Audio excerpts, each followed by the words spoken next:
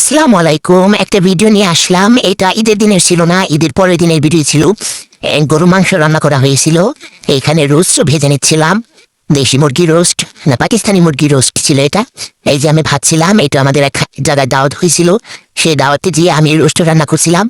Roast রান্না করতে আমার অনেক ভালো লাগে। আমি একটু মচমচে করে লাল লাল করে ফ্রাই করছিলাম। এইভাবে রোস্টের মুরগি ফ্রাই করলে অনেক মজা লাগে। এই দেখেন আমি মশলাও কষিয়ে ফেলেছি। মশলাটা দেখেন সবকিছু দিয়ে কষিয়ে নিচ্ছি। টক দইও দিয়ে দিয়েছি, রুষ্টের মশলা দিয়ে দিয়েছি।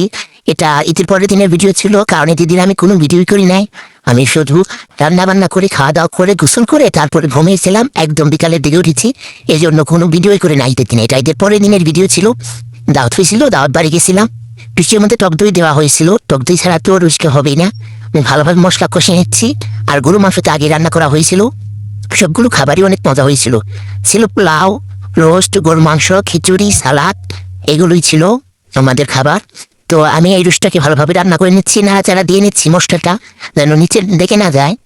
এরপর আমি এগুলোর মধ্যে রোস্টগুলো দিয়ে দেবো, কারণ রোস্টগুলো একটু কষিয়ে তারপর পানি দিয়ে সিদ্ধ করতে হবে।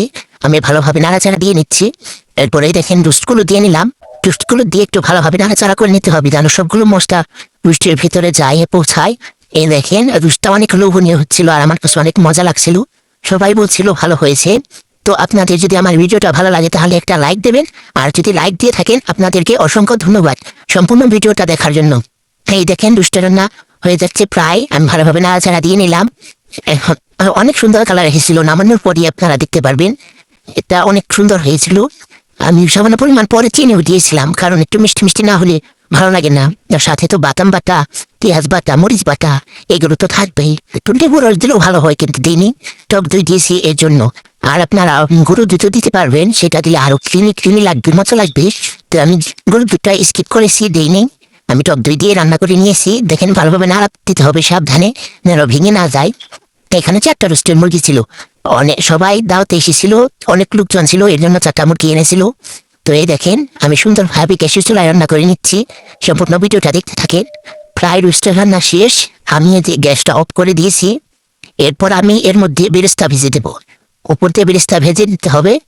তো আপনারা সম্পূর্ণ ভিডিওটা দেখতে থাকেন। ঈদের দিন তো ভিডিও করতে পারেনি, ঈদের পরের দিন তাই এই ভিডিও দিলাম। ঈদের দিনের মতোই সব খাবার ঈদের দিনের মতোই খাওয়া হচ্ছিল দাওয়াত বাড়ি। এইটা এই যে আমি ভেজে নিচ্ছি, পেঁয়াজ বেরেস্তা করবো।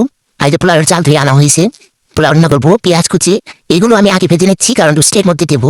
রোস্টের উপরে পেঁয়াজ বেরেস্তা দিতে হয়, এতে দেখতেও সুন্দর লাগে আর খাবারটা খেতে অনেক ভালো লাগে। রোস্টটা নামিয়ে নিয়েছি তো আগেই। উপরে দেখেন তেল ভাসতেছে। এই এখন আমি পোলাওটা রান্না করে নেবো। অনেকে এটাকে পোলাও বলে, আমার অনেক হাসি পায়। এটা আসলে পোলাও, এটা পোলাও না, এটা পোলাও। এই দেখেন ভালোভাবে কষিয়ে নিচ্ছি। পেঁয়াজ দিয়েছিলাম ভেজে, হালকা ভেজে দিয়েছি। এই যে রোস্টের মধ্যেও পেঁয়াজ ভেজে দিয়েছি।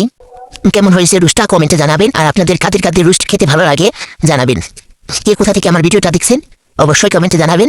তো সবাই ভালো থাকবেন। আসসালামু আলাইকুম।